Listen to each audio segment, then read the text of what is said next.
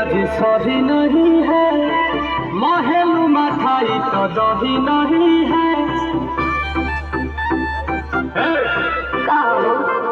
लगे मिजाज आज सही नहीं है, महलू